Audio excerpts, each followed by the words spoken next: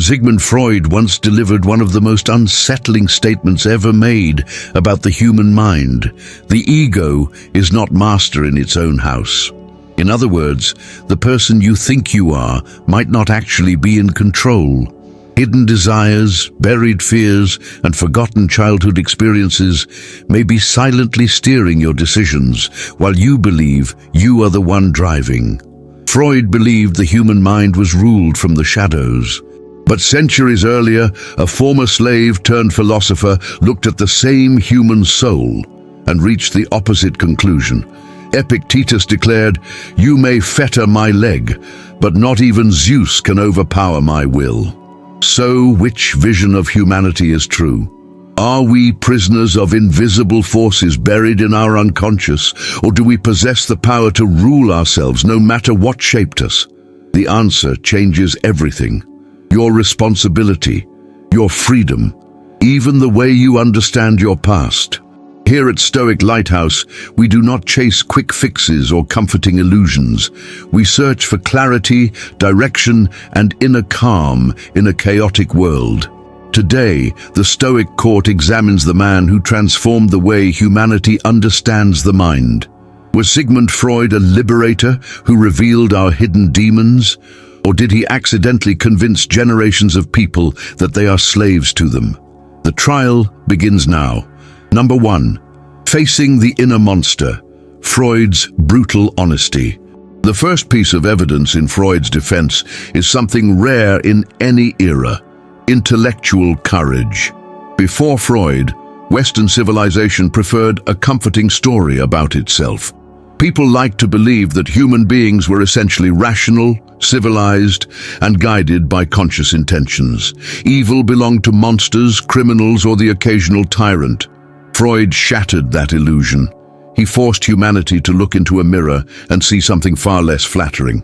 Beneath our polished identities, he argued, lives a hidden world of impulses, jealousies, fears, resentments, and desires we would rather not admit even to ourselves.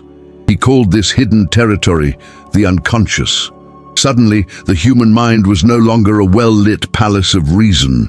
It was a house with locked doors, dark basements, and forgotten rooms where powerful forces continued to move in silence.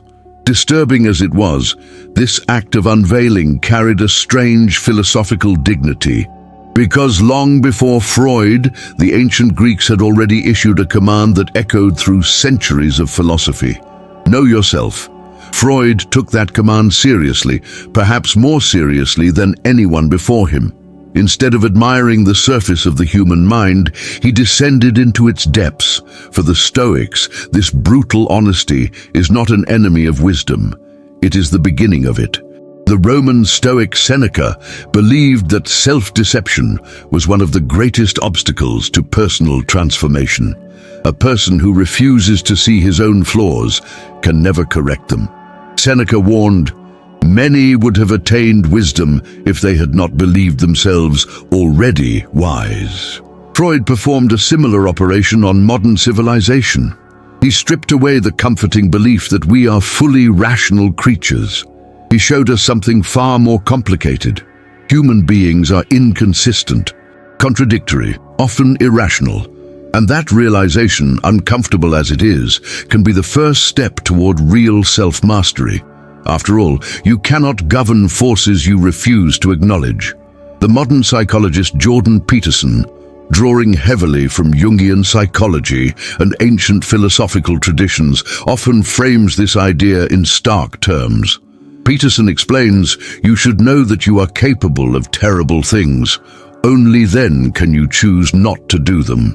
In other words, moral strength does not come from pretending the darkness does not exist. It comes from recognizing it and deciding that it will not rule you. Freud's great contribution was not making humanity darker. It was revealing that the darkness was already there. By dragging the shadow into the light of consciousness, he gave people something they had rarely possessed before: the possibility of confronting their inner chaos deliberately, instead of being quietly controlled by it. For a Stoic, that moment of recognition is not defeat. It is the first moment of real freedom. Number 2, from pleasure to reality, the death of illusion. The second piece of evidence in Freud's defense centers on one of his most powerful ideas about psychological maturity. Freud believed that every human life begins under the rule of what he called the pleasure principle. In this early state, the mind seeks immediate gratification and avoids discomfort at all costs. The world is interpreted through a simple emotional logic. If something feels good, it must be right. If something causes pain, it must be wrong. It is the psychology of childhood. A child assumes the universe revolves around their desires. Hunger should be satisfied immediately. Frustration feels like injustice. Limits feel like cruelty. But life does not cooperate with this fantasy. Reality introduces resistance, delays, frustration, loss, limits that cannot be negotiated. For Freud, psychological maturity begins when a person transitions from the pleasure principle to what he called the reality principle. This is the moment when the mind accepts a difficult truth. The world is not designed to satisfy our desires.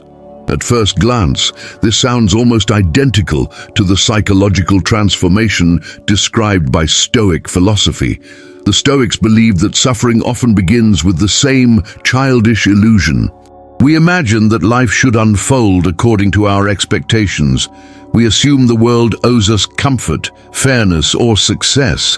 But reality rarely obeys those assumptions. The Stoic path begins when we stop demanding that reality conform to our wishes and instead begin aligning our expectations with reality itself.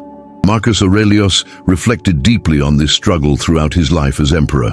Surrounded by power, luxury, and constant political pressure, he reminded himself daily that frustration and difficulty were not accidents of life. They were part of its structure. Marcus Aurelios wrote, "To expect bad people not to do wrong is madness. It is asking the impossible." For the Stoics, emotional suffering often comes from the gap between what we want and what the world actually is. Freud observed a similar pattern in many forms of neurosis.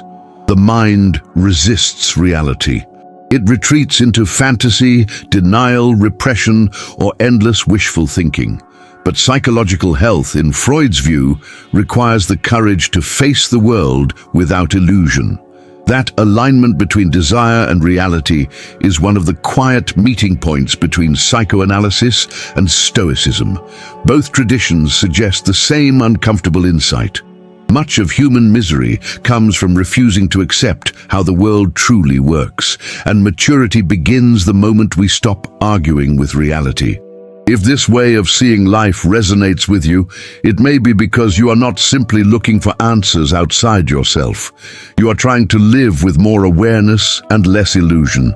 This space exists for exactly that reason. Number 3, the healing power of words. Freud's third major contribution was not just an idea about the mind, but a method for confronting it. He introduced what became known as the talking cure, the radical belief that speaking about our fears, memories, and inner conflicts could transform them. At first, this sounded almost too simple. How could words possibly heal the mind? But Freud observed something profound. Experiences that remain buried tend to gain power in the shadows. Emotions that are never expressed do not disappear. They ferment. They twist themselves into anxiety, resentment, compulsions, and unexplained fears. Silence gives chaos room to grow. Language, on the other hand, imposes order. When a person puts a painful experience into words, something subtle but powerful happens. The mind stops being a passive victim of emotion and begins examining it from a distance. In other words, the moment you describe an emotion, you are no longer entirely inside it. This insight is surprisingly close to one of the oldest Stoic practices. Marcus Aurelios constantly used writing as a form of mental discipline. His famous journal, later published as Meditations, was not meant for the public. It was a private training ground where he examined his fears, frustrations, and temptations with ruthless honesty. He turned thoughts into language so he could examine them instead of being controlled by them. Epictetus taught a similar principle. According to him, our suffering does not come directly from events themselves, but from the interpretations we attach to them. By examining those interpretations carefully, we can loosen their emotional grip. The modern philosopher Alain de Botton, who helped revive interest in philosophy as a practical tool for everyday life, sees psychotherapy as a continuation of an ancient tradition. Alain de Botton explains, "Psychotherapy is the modern descendant of the ancient philosophical practice of caring for the soul through dialogue." Freud may not have intended to revive Greek philosophy, but in many ways that is exactly what he did. He created a structured space where people could examine their inner lives with seriousness and honesty. In ancient Athens, philosophers held these conversations in open courtyards and shaded walkways. In modern cities, they often happen in quiet rooms with 2 chairs and a couch. Different setting, same human struggle. To understand oneself, to untangle emotional confusion, to bring hidden forces into the light of reason, because once something becomes clear, it becomes manageable. A vague fear can dominate a life, but a named fear becomes a problem that can be studied, challenged, and eventually overcome. For the Stoic mind, this process is not indulgence, it is hygiene for the soul. Just as the body requires regular care, the mind requires deliberate examination. Thoughts must be observed, tested, and corrected. Freud helped modern society rediscover that the inner world cannot be ignored. If we refuse to explore it consciously, it will continue influencing us unconsciously. And that is a price far greater than the discomfort of honest self-reflection. Number 4. Are you a prisoner of your childhood? Now the prosecution rises. The first accusation against Freud targets one of the most influential ideas he ever introduced. The belief that our childhood experiences shape who we become in ways that are nearly impossible to escape. Freud famously suggested that the child becomes the father of the man. Our earliest relationships, especially with our parents, carve deep psychological patterns that echo throughout our entire lives. For many people, this explanation feels convincing. It provides a clear narrative for their struggles. You are anxious because your home was unstable. You fear abandonment because affection was inconsistent. You struggle with anger because someone once hurt you deeply. These stories can illuminate the past, but the Stoics would raise a dangerous question. What happens if those explanations become identities? If every flaw can be traced back to childhood, responsibility begins to fade. A person can slowly transform from the author of their actions into the victim of their biography. I am this way because of my parents. I can't change because this is how I was raised. At that point, the past stops being a memory and becomes a prison. Stoic philosophy refuses to grant the past that kind of authority. For the Stoics, what truly defines a person is not what happened to them, but how they respond to it now. The past may shape circumstances, but it does not command the present. Your freedom lives in your choices. Seneca expressed this idea with striking clarity. Seneca wrote, "The mind is its own master. It can make a heaven of hell or a hell of heaven." In other words, external events do not determine the final state of the soul. The interpretation of those events does. This is why Stoicism places radical responsibility on the individual. No matter what happened before today, the present moment still belongs to you. Viktor Frankl, the Austrian psychiatrist who survived Nazi concentration camps, reached a similar conclusion after witnessing the extremes of human suffering. Frankl observed that even in the most oppressive circumstances, people retained one final freedom. Viktor Frankl wrote, "Everything can be taken from a man but one thing, the last of human freedoms, to choose one's attitude in any given set of circumstances." Freud gave humanity a powerful tool for understanding the past, but Stoicism insists that understanding the past must never become an excuse to surrender the future. Your childhood may explain many things about you. It does not have the authority to decide who you become. Number 5. The dangerous idea that you are just an animal. The second accusation against Freud strikes at the very core of his vision of human nature. Freud believed that beneath our civilized surface lies a powerful engine of instinct. According to his model of the mind, the deepest layer of our psyche is the id, a chaotic reservoir of primitive drives. Desire, hunger, aggression, sexual impulse. In Freud's view, these forces are the true motors of human behavior. The rational mind, the ego, is not a sovereign ruler, but a fragile mediator trying to negotiate between instinct and social rules. In other words, civilization is a thin layer of order covering a far more ancient animal nature. For Freud, we are creatures driven largely by instinct, but the Stoics would consider this a dangerous inversion of the human hierarchy. To them, a human being is not primarily an animal with occasional moments of reason. A human being is a rational creature capable of governing instinct. Our impulses exist, but they are not our masters. They are raw material that reason must shape.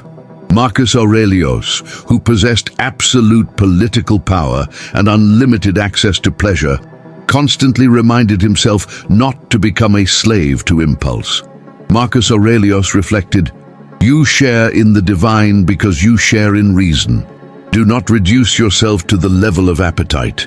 This distinction changes everything. If instinct defines us, self-control becomes repression, discipline becomes denial, and moral effort begins to look unnatural. But if reason defines us, then discipline becomes liberation.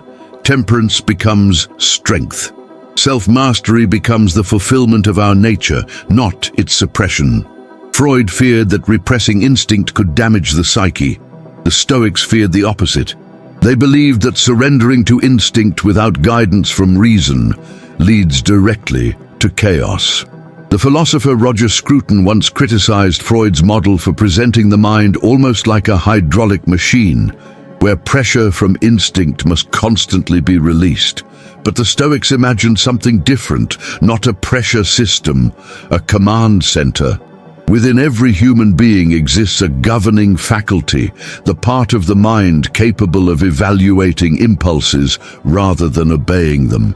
The Stoics called this the ruling principle, the hegemonikon. It is the inner authority that decides which desires deserve obedience and which must be restrained. Freud taught us that the beast exists within us. The Stoics simply added a crucial correction. The beast is real, but it is not supposed to be in charge. Number 6. The trap of endless analysis. The final accusation against Freud is not philosophical, it is practical. Psychoanalysis introduced a powerful tool for understanding the human mind. But for many people, that tool slowly turned into a trap. A person can spend years analyzing their past, interpreting dreams, revisiting childhood memories, searching endlessly for the hidden cause of every fear, insecurity, or habit. The question, "Why am I like this?" becomes an obsession. And while that question can be illuminating, Stoicism warns that it can also become a form of paralysis. Understanding a problem is not the same as solving it. A person might fully understand why they procrastinate. They may know exactly which childhood experiences shaped their insecurities. But that knowledge alone does not make them stand up and act differently tomorrow morning. The Stoics were far less interested in explanation and far more interested in transformation. Musonius Rufus, one of the great Stoic teachers, insisted that philosophy should function like medicine for the soul. Its purpose was not intellectual entertainment. Its purpose was correction. Musonius Rufus taught, "Philosophy is not something to talk about, it is something to live." From the Stoic perspective, excessive analysis can become another form of avoidance. Instead of confronting life directly, the mind retreats into endless reflection. The past becomes a puzzle that must be solved before action is allowed. But the Stoics rejected that idea completely. You do not need perfect psychological clarity to begin living with discipline, courage, and integrity. Action itself reshapes the mind. The modern Stoic writer Ryan Holiday summarizes this attitude in very direct terms. Ryan Holiday writes, "It doesn't matter what happened to you. What matters is what you do next." This is the core tension between Freud and the Stoics. Freud digs into the past to explain the present. Stoicism focuses on the present to shape the future. One searches for causes. The other trains choices. And when a person becomes trapped in endless analysis, the danger is simple. They may understand their life perfectly, but never actually live it. Number 7. Freud's final verdict, the cartographer of the basement. The Stoic court now delivers its verdict. Sigmund Freud changed the way humanity understands the mind. Few thinkers forced people to confront themselves as directly as he did. He showed us that beneath our civilized identity there are hidden forces, impulses, fears, and contradictions we often refuse to acknowledge. In that sense, Freud performed an act of philosophical courage. He opened the door to the darker rooms of the human psyche. But opening that door came with a risk. If we focus only on the darkness within us, we may begin to believe that we are defined by it. Freud mapped the basement of the human mind with extraordinary detail. He showed where many of our fears originate, where desires hide, and where unresolved memories continue to echo. That map is valuable. A Stoic cannot govern a territory he refuses to explore. But mapping the basement is not the same as learning how to live. Freud explained many of the forces that shape human behavior, yet explanation alone cannot build character. Understanding your impulses does not automatically give you the strength to rule them. This is where Stoicism enters the picture. If Freud was the cartographer of the basement, the Stoics were the architects of the upper floors. Their focus was not simply on discovering what hides within the mind. Their focus was on constructing a life governed by reason, discipline, and virtue. Freud helps you understand why chaos exists within you. Stoicism teaches you how to establish order despite it. The psychologist Carl Jung, who began his career working with Freud before eventually departing from him, captured this tension with a simple but powerful idea. Carl Jung wrote, "I am not what happened to me. I am what I choose to become." That sentence could easily stand beside the teachings of Epictetus. Your past may explain parts of you, your instincts may influence you, but neither of them has the final word. The Stoics believed the final authority always belongs to your faculty of choice. Your ruling mind, your ability to decide what kind of person you will be today. Freud illuminated the shadows. Stoicism builds the lighthouse, and the wise person uses both. They descend into the basement to understand their inner monsters, but they refuse to live there. Freud forced humanity to confront a difficult truth. We are not as rational as we like to believe. Beneath our calm exterior, there are instincts, fears, and unresolved forces constantly influencing our thoughts and actions. Ignoring that inner world does not make it disappear, but the Stoics remind us of something just as important. Understanding your impulses is not the same as obeying them. Knowing your past does not mean surrendering your future. The real task of life is not to deny the darkness within us, it is to govern it. Everything inside you may influence your path, but only your choices determine who you become. If this reflection stayed with you, consider subscribing and continuing this journey with our community. Let Stoic Lighthouse guide you toward calm, clarity, and wisdom. In the next video, we'll explore a powerful Stoic insight that can completely change the way you see jealousy, trust, and emotional freedom in relationships. Remember this: understanding your chains is the first step. Breaking them is the work of a lifetime. Until the next video.